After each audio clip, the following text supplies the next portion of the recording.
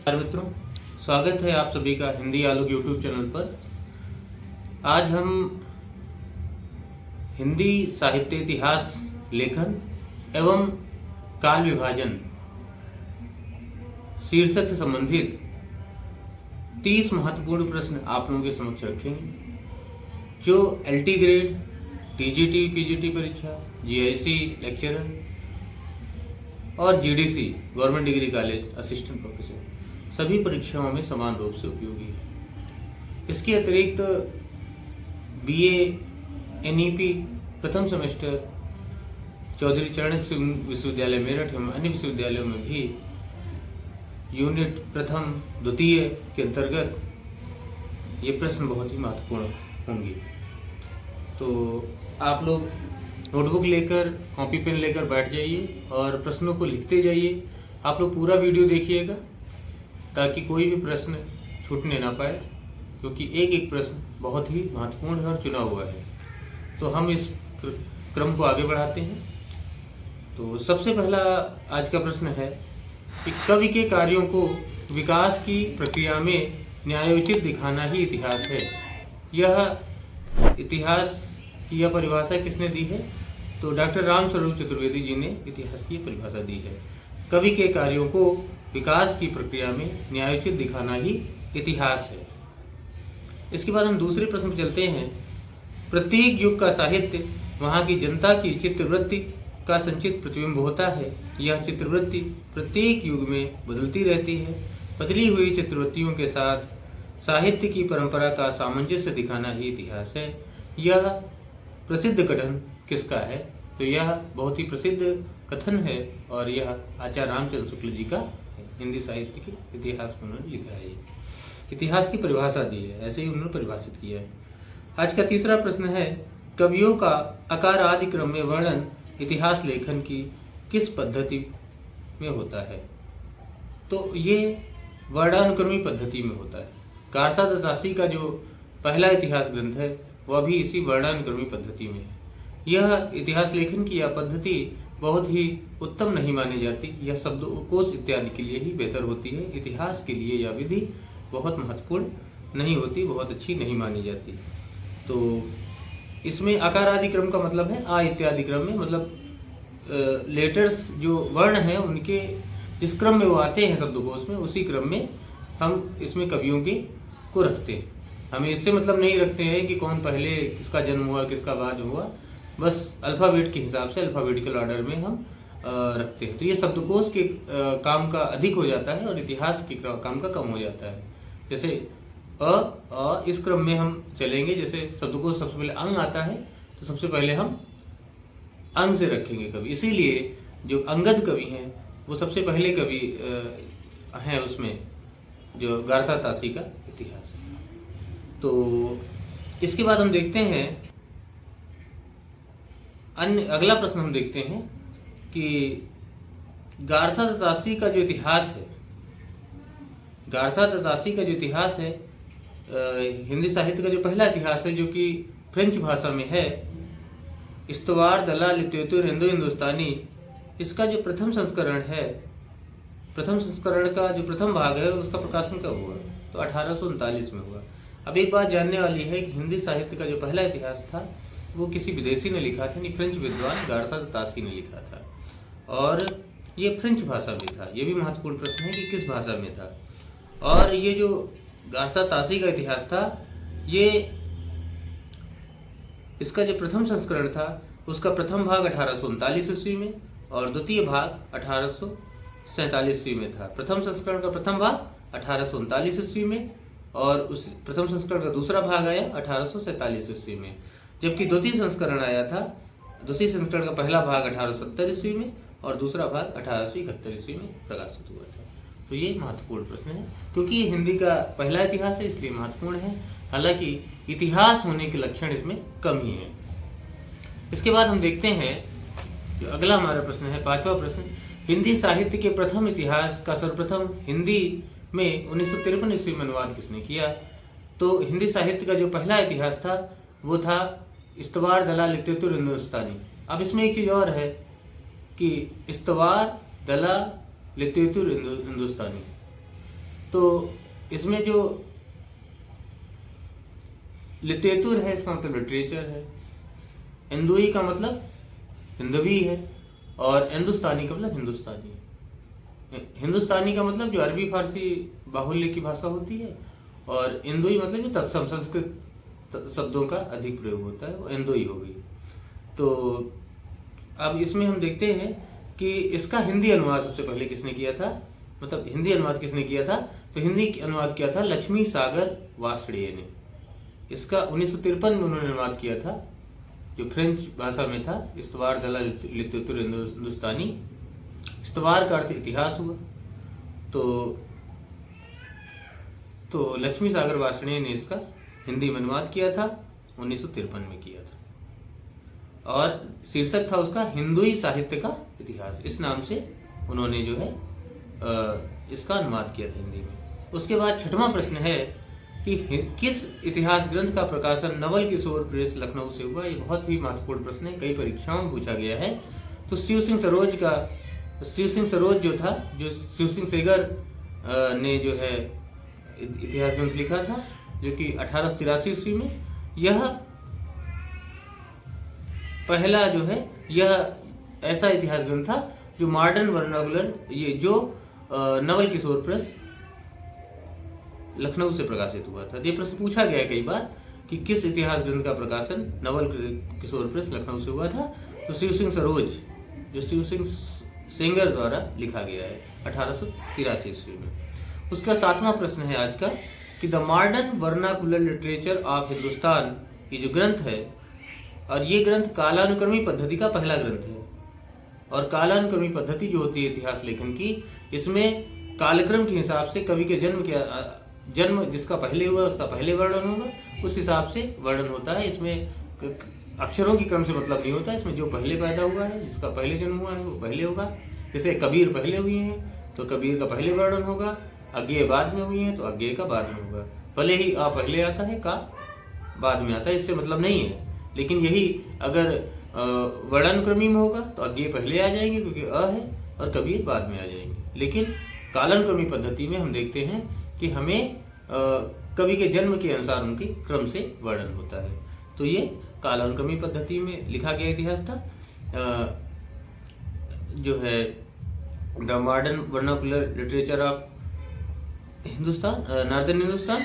तो इसका जो है हिंदी अनुवाद, जो ये अंग्रेजी में था, जिसे नाम से ही लग रहा है, तो कालानुक्रमी पद्धति में ये लिखा गया था, और इसको लिखा था जॉर्ज अब्राहम ग्रियर्सन ने इसको लिखा था, the modern vernacular literature of Hindustan.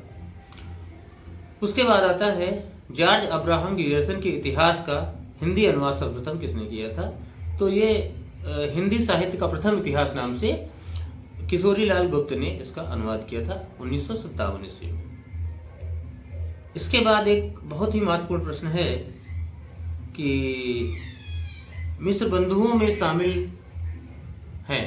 तो मिस्र बंधुओं में 3 लोग शामिल हैं, गणेश बिहारी मिश्र, श्याम बिहारी मिश्र और सुखदेव बिहारी मिश्र। गणेश बिहारी, श्याम बिहारी और सुखदेव बिहारी मिश्र। कंफ्यूज करने के लिए ये प्रश्न खूब आता है कि मिस्र बंधुओं में कौन शामिल नहीं है। तो अक्सर ऑप्शन में कृष्ण बिहारी मिश्र भी होता है। तो कृष्ण और श्याम मिलता जुलता है, इसलिए लोग कंफ्यूज हो जाते हैं। इसका फायदा उठाता है हमेशा कमीशन, और ये प्रश्न जरूर देता है। तो आप ध्यान रखिएगा कि कृष्ण बिहारी मिश्र याद कर लीजिए, नहीं है।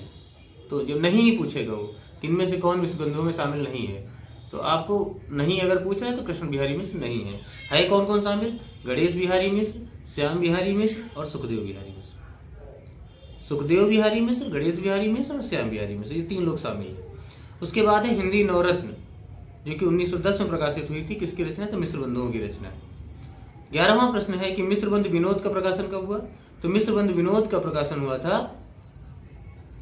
ये मिस्र बंधु विनोद भी जो है मिस्र बंधुओं की रचना है, और इसका प्रकाशन हुआ था 1913 ईस्वी में। पहले 3 भाग जो है, पहला, दूसरा और तीसरा भाग जो 1913 ईस्वी में आया था। 1934 में इसका चौथा भाग आया था। ये 4 भागों में इसका प्रकाशन हुआ था। उसके बाद है देव और बिहारी किसकी रचना है। तो देव और बिहारी कृष्ण बिहारी मिश्र की रचना है, और बिहारी और देव लाला भगवान देव की रचना है। है ना। इसको याद करने के लिए देव और बिहारी, देव और बिहारी में बिहारी बाद में आता है, तो कृष्ण बिहारी मिश्र, इसमें भी कृष्ण बिहारी में बिहारी नंबर 2 पे आता है। तो देव और बिहारी, कृष्ण बिहारी मिश्र, और बिहारी और देव लाला भगवान जी। उसके बाद है रस मीमांसा, जो सैद्धांतिक ग्रंथ है, ये किसकी रचना है? ये आचार्य रामचंद्र शुक्ल जी की रचना है। ये 13वां प्रश्न हो गया। 14वां प्रश्न है कि कविता कौमुदी 1917 ईस्वी के रचनाकार कौन है? तो रामदास त्रिपाठी जी हैं। ये कविता कौमुदी जो रचना है ये बहुत महत्वपूर्ण है। ये 1917 ईस्वी में प्रकाशित हुई थी और इसमें लोकगीतों का संग्रह किया था। रामदास त्रिपाठी जी ने बहुत ही परिश्रम करके लगभग उत्तर भारत के लगभग सभी राज्यों को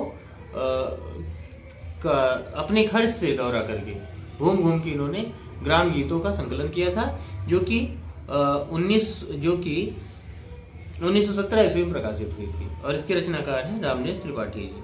रामदास त्रिपाठी जी के बारे में और जानकारी ये है कि बाल साहित्य के जनक है और वानर नामक बाल पत्रिका का प्रकाशन भी का संपादन करते थे।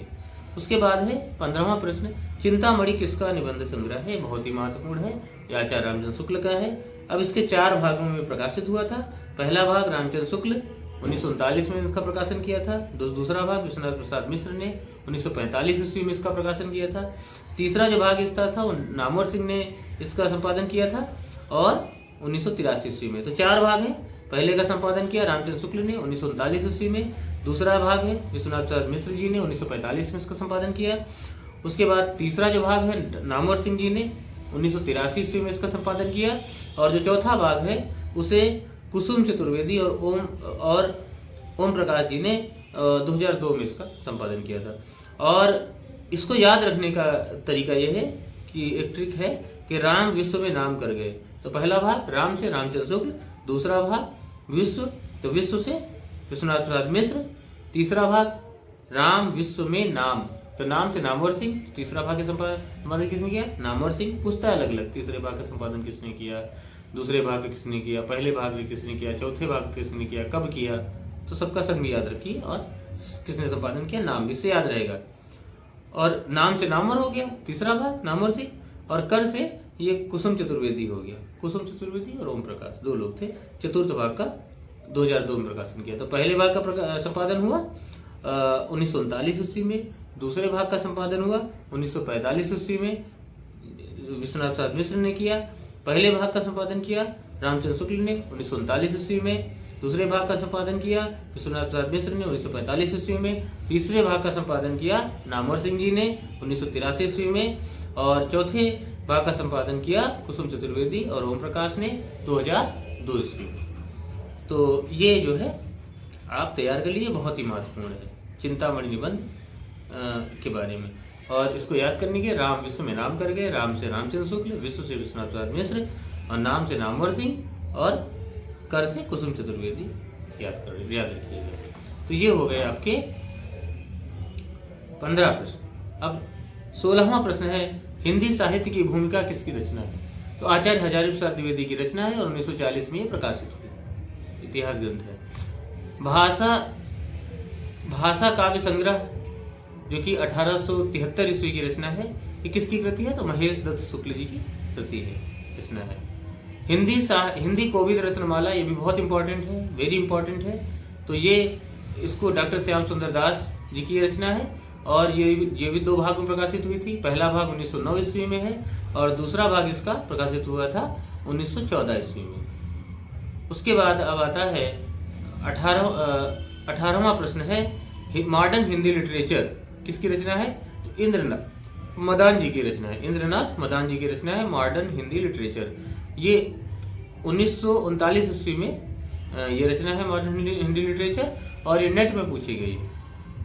उसके बाद ब्रज माधुरी सार किसकी रचना है? तो योगी हरि की है और 1923 में प्रकाशित हुई थी। उसके बाद है साहित्य का इतिहास दर्शन, जो नकेलवाद में नलिन लोचन शर्मा जी आते हैं, तो वो इसके रचनाकार हैं। ये मुझसे असिस्टेंट प्रोफेसर के साक्षात्कार इंटरव्यू में पूछा गया था प्रश्न, जब मुझसे नकेलवाद का प्रश्न पूछा गया तो उसमें नलिन लोचन शर्मा का जब मैंने नाम लिया तो उन्होंने पूछा कि इन्होंने कोई इतिहास ग्रंथ भी लिखा है, तो मैंने इनका नाम बताया था, इतिहास ग्रंथ का नाम। तो इनका जो ये ग्रंथ है साहित्य का इतिहास दर्शन, ये बहुत इंपॉर्टेंट है और ये आचार्य नलिन विलोचन शर्मा जी की रचना है, 1960 में प्रकाशित हुई थी। हिंदी आदिकाल को चारण काल किसने कहा? तो जॉर्ज गियर्सन ने कहा। हिंदी साहित्य का बृहद इतिहास का प्रकाशन कितने खंडों में हो चुका है? तो 16 खंडों में हो चुका है, नागरी प्रचारणी सभा काशी द्वारा। हिंदी साहित्य का दूसरा इतिहास 1996 ईस्वी में लिखा था इसे डॉक्टर बच्चन सिंह ने। उसके बाद है एक और महत्वपूर्ण प्रश्न जो 25वां प्रश्न है आज का, कि हिंदी साहित्य का आधा इतिहास जो कि 2003 की ईस्वी की रचना है, किसकी रचना है? तो सुमन राज्य की है।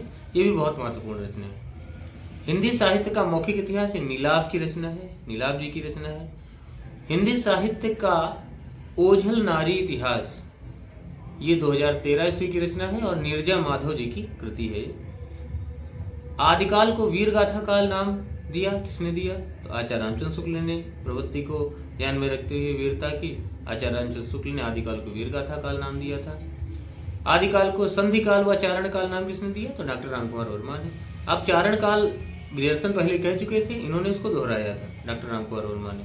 अगर ऑप्शन में केवल एक चुनना हो, ग्रियर्सन और रामकुमार वर्मा, तो ग्रियर्सन सही होगा क्योंकि उन्होंने सबसे पहले दिया था, इन्होंने कॉपी की थी एक तरह से उसकी। तो इन्होंने संधिकाल व चारणकाल दोनों कहा, लेकिन चारणकाल पहले ग्रियर्सन कह चुके थे। उसके बाद है, और अगर ऑप्शन में ग्रियर्सन ना हो तो रामकुमार वर्मा चुन सकते हैं, और अगर दोनों चुनने का ऑप्शन हो तो दोनों चुन लीजिए। लेकिन अगर एक चुनना हो और उसमें जो है रामकुमार वर्मा और ग्रियर्सन में चुनना हो तो ग्रियर्सन को वरीयता दी जाएगी।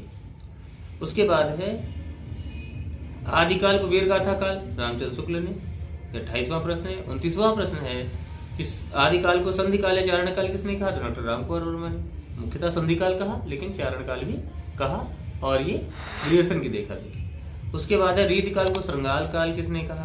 तो आचार्य विश्वनाथ प्रसाद मिश्र ने रीतिकाल को श्रृंगार काल कहा। ये बहुत ही महत्वपूर्ण प्रश्न है, कई परीक्षाओं में पूछा गया है, प्रतियोगी परीक्षाओं में, और बीए के लिए भी इम्पोर्टेंट है, फर्स्ट सेमेस्टर के लिए। एक और प्रश्न हम ले लेते हैं, 30 प्रश्न वैसे हमारे हो गए। कला काल किसने कहा रीतिकाल को? तो रमाशंकर रसाल ने कहा। तो ये 30 महत्वपूर्ण प्रश्न हैं जो बहुत ही महत्वपूर्ण है हिंदी साहित्य इतिहास लेखन एवं हिंदी के काल विभाजन से। तो आज के लिए बस इतना ही।